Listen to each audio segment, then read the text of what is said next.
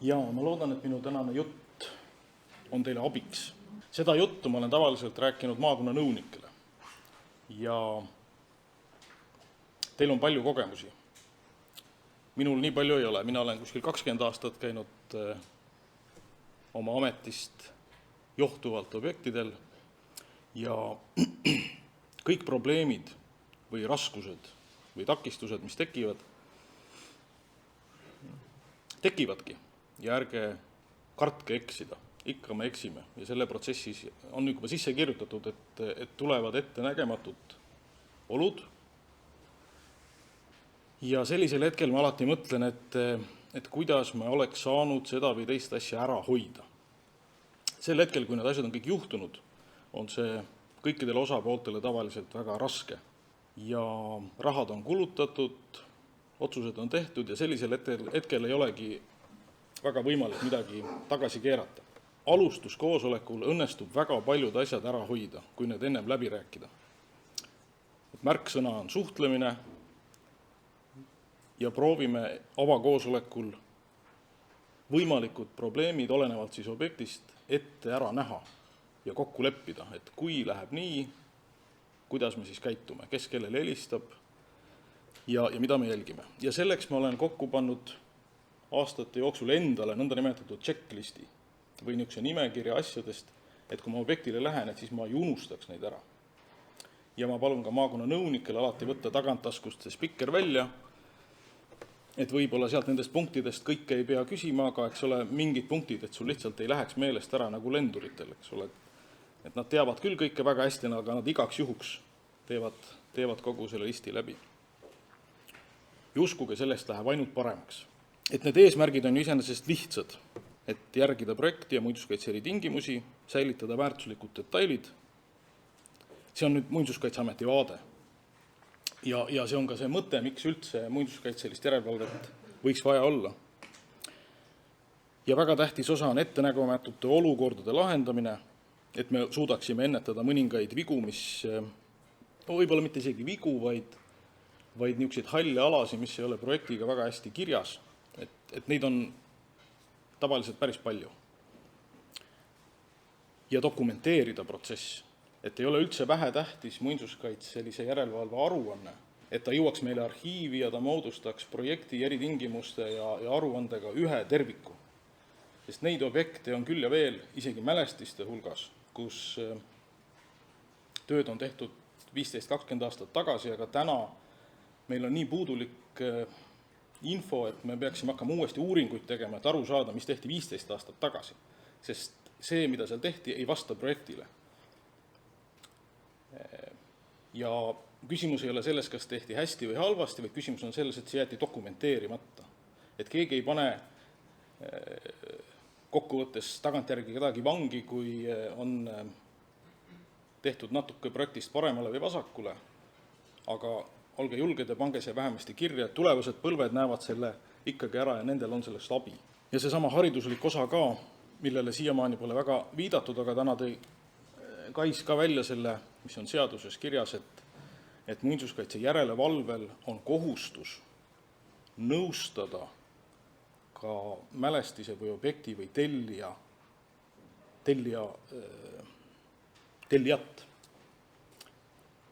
Mitte ainult ehitajat, vaid ka tellijat. Et mälestise omanik saaks ka aru, mis seal tehakse, miks niisuguseid otsuseid tehakse. Et teie olete see, kes peaksite kaasama ka omanikku.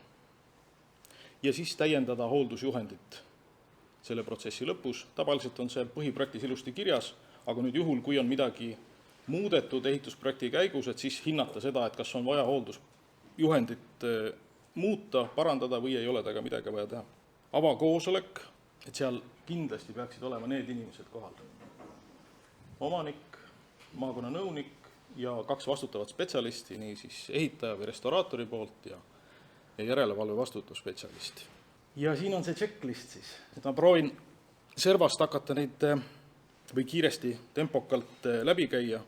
Ja võt see teine punkt, kas on koostatud leping või kirjalik kokkulepe omaniku või restauraatori või ehitajaga.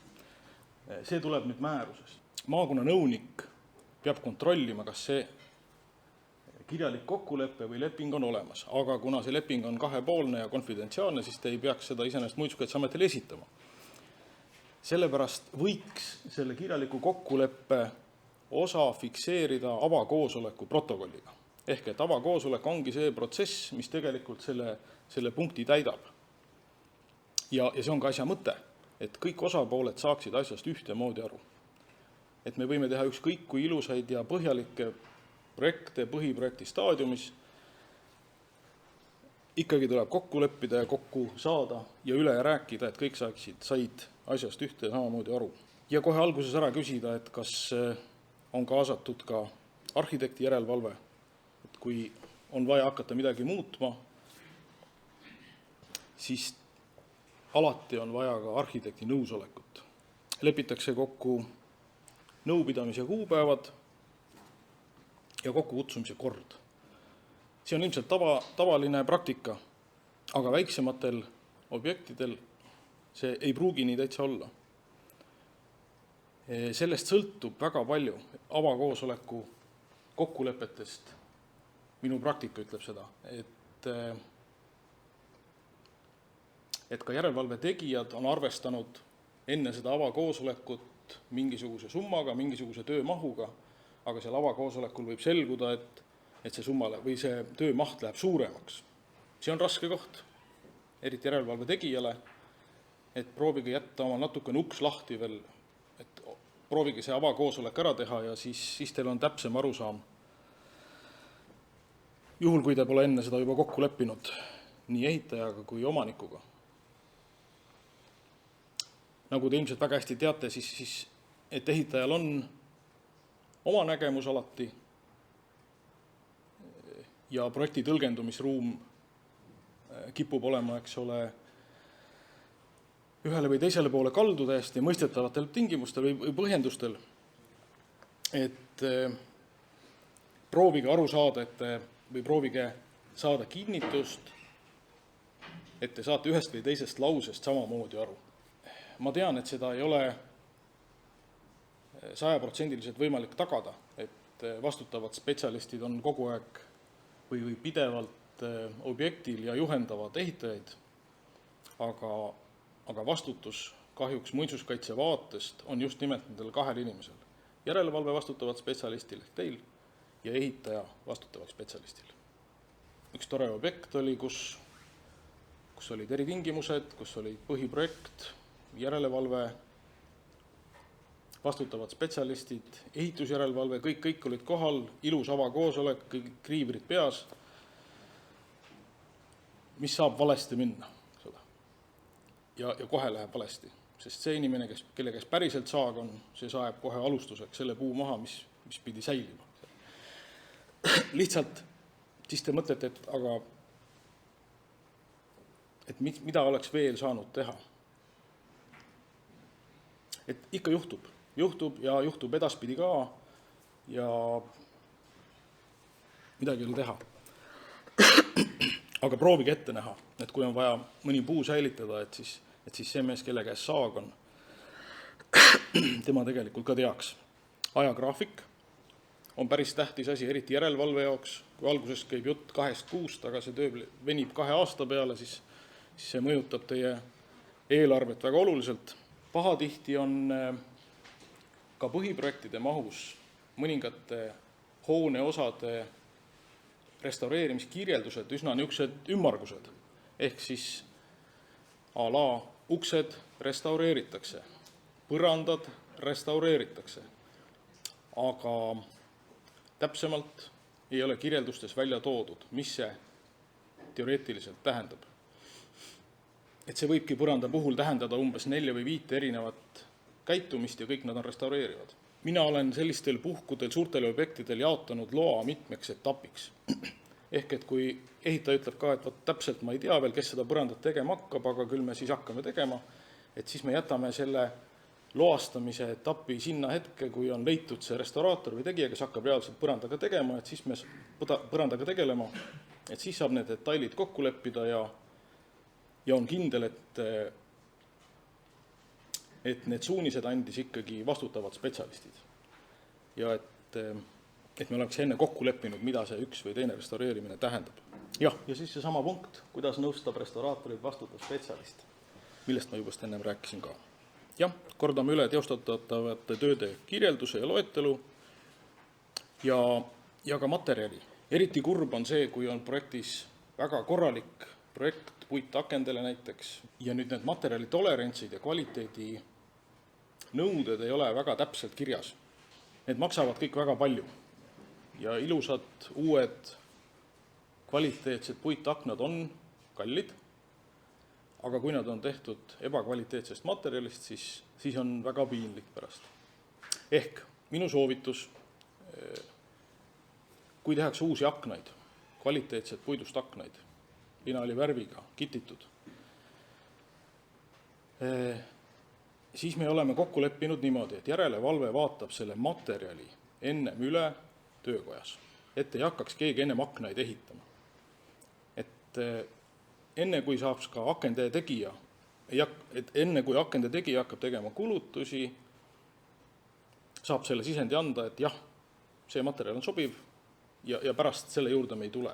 Neid objekte on ka olnud täitsa mitu, kus ongi valmis aknad, tuleb välja vahetada, aga võite arvata, et seal on inimesed kohe ka tülli läinud. See on väga kallis tagantjärgi seda teha ja võib-olla mõnikord ei olegi vaja. Aga eriti kui eraomanik seda tellib, siis ta on väga solvunud, kui see aken pärast ei hakka kinni ega lahti käima. Ja see on hetk, kus õnnestub seda kõike ennetada ja vältida. Hiljem on see kõik juba väga valus. Ja samamoodi kõikvõimalikud proteesid. Väga palju on katusekonstruktsioonide proteesimisi, nii kirikutel, mõisahoonetel kui valdavalt me tegelemegi katustega mälestiste puhul. Meil on päris head projektid, meil on päris hästi kirjeldatud need projektides, aga need mehed, kes alltöövõtjad tulevad lõpuks töid tegema, siis me kunagi ei tea, mis sealt päriselt tuleb. Minu ettepanek, proovitöö. Leppige kokku, et teete ühe etapi ära, siis tuleme kokku, lepime kokku, kui see kvaliteet sobib, siis läheme edasi. See on kõige kindlam lahendus. Siis ei ole võimalik ämbrisse astuda ja kõik jäävad sõpradeks. Ja ma võin garanteerida, kui on proovitöö, siis see töö tuleb kvaliteetne. Alati. Õnnetused juhtuvad siis, kui on alguses jäänud need asjad üle kordamata ja kokku leppimata. Pleki juurde veel tahtsin täpsustada, et seesama lahti lõikamata valts, et oli küsimus, et kas Muinsuskaitseamet lubab. Siis ma jäin mõttesse, et kas me oleme kunagi kuskil keelanud. Et minu meelest me oleme lubanud seda küll kogu aeg, et seda võiks täitsa kasutada. Ja miks ma ei tahaks, et kasutatakse valevaltsi või petuvaltsi, sellepärast, et see sõna ise, et me iseenesest seal ei ole mitte midagi valet ja me ei peta ka mitte kedagi. Et see on täitsa aus valts, ta on lihtsalt teistsugune valtsi tüüp, mida me ennem ei ole hästi tundnud, et see S-valts tegelikult kõlab ka veel paremini ja lihtsamalt. Et ma soovitan seda kasutada. Nime konkurss tuleb. Või pakkuge veel paremaid lahendusi. Lisavalts oli. Kuidas? Lisavalts. Miks mitte? Sul on siin üks sõna ilusti proovitöö, et tegelikult on ju selle avakoosolekul mõistlik leppida kokku kõikide selliste viimistluse ja selliste asjade puhul näidistöö. Täpselt. Kui see on ülevaadatud kokkuleppinud, siis ei ole probleeme. Jaa. Täpselt seesama jutt, jah. Ja see näidistööd on leppida, milliste tööde peale seda värvimine, kroppimine või muukimine või kõik niisugused asjad. Proteesimine samamoodi. Väga õige. Ja et see on iseenesest mõistetav ja me eriti kardame seda objektidel, kus inimesed teevad esimest korda seda. Aga viimaste aegade minupoolne viga ka on olnud see, et kui on juba ehitaja väga suurte kogemustega, siis sa kipud unustama, et mõtled, et seal on väga pädevad inimesed ja nad teevad ära. Et ka seal võiks ikkagi üle korrata, et ikkagi lepiks enne kokku ja teeme selle tüki ära, enne kui suurt lõiku hakkame tegema. Ja asjad, mis tunduvad niisugused iseenesest mõistetavad, nagu katuste tööde puhul, et me ikkagi proovime katust kogu aeg ka tööde käigus vihmakindlana hoida. et see tasub alati täpselt üle küsida. Et kui lihtsalt niisuguste palakate peale panemine on, et siis võib juhtuda õnnetusi ja on juhtunud õnnetusi. Ja neid annaks ära hoida ainult enne eelneva kokkuleppe. Ja kindlustus ka, et kui ehitustööde ajaks antakse objekt ikkagi puhtalt ainult ehitaja vastutada, et siis omanik või vähemasti selle küsimuse te võiksite ära küsida, et kas on kindlustus olemas ja mis juhtub siis, kui midagi juhtub. Et tavaliselt tuleõnnetused, ikkagi 80% tuleõnnetusi juhtub ikkagi ehituse ajal. Et need on päris tähtis see asi ennem kokku leppida. Ja just, et põhiprojektis on eraldi välja toodud ehitustööd ja restaureerimistööd. See on nüüd viimase 10 aasta jooksul aina rohkem ja rohkem ja enam me praktiliselt mälestistel põhiprojekte ei märkagi, kus seda niimoodi ei ole välja toodud. Ehk et kui on projektis kirjutatud, et need on restaureerimistööd, siis peaksite küsima, et kes on see restauraator, kes seda teist või kolmandat tööd teeb. Et pärast oleks võimalik teil ka järelevalve aruandes ära märkida, et nende tööde eest vastutas see ja see ja see restauraator. Juhul, kui seal on vaja kasutada restauraatorit. Kui ta projektis on restaureerimistööd, siis oleks loogiline, et seda teeb restauraator. Elektritööd, elektrik. Ehitustööd, ehitaja. Mõttes on kõik restaureerimine ikkagi. Olgu ta elektrit, ta peab ikka arvestama sellega, et ta oma juhtid peab. Jah, aga elektrikul ei pea olema, eks ole, seda meie pädevust. See ta on. Et meie saame ikkagi otsida ainult sealt hulgast restauraatoreid ja vastutavaid spetsialiste. See on üks olukord, kus ma olen olnud ka mitmeid kordi, kus me oleme mõisatoas, tööd on vaja kohe alustada ja ümber minu on 10-15 inimest ja kõik ütlevad, et projekt on valesti tehtud ja see tuleks üldse nii teha ja teistmoodi teha, kolmandat moodi teha. Ja siis mingil hetkel te avastate, et seal ei ole mitte ühtegi vastutavat spetsialisti. Seal on kõik võimalikud töödejuhid, ehitusjuhid, kellegi projektijuht, elektrikud, kõik väga toredad inimesed, aga kõike neid asju te peaksite rääkima vastutava spetsialistiga. Ja ei maksa võtta kogu vastutust enda peale, sest ehitaja on vastutav spetsialist ja kogu see lugu peaks käima läbi vastutava spetsialisti. Vähemasti nii on seadus ette näinud ja sellisena on üles ehitatud see lahendus, kuidas me saaksime kvaliteetse tulemuse mälestiste restaureerimisel. Aga ma mõistan, et see praktika ei ole igal pool selline, aga selle poole võiks püüelda. Mis on eriti raske, siit alt teine rida. See tundub kõige lihtsam asi, aga see on üliraske. Mul on suur palve, kui te teete järelevalvet, siis proovige tähtsamatest väärtuslikest detailidest teha pilti enne ja pärast. Ideaalne oleks, kui te restaureerimisprotsessis on veel, eks ole, nõndanimetatud nullfaas, aga mitte ka väga rohkem.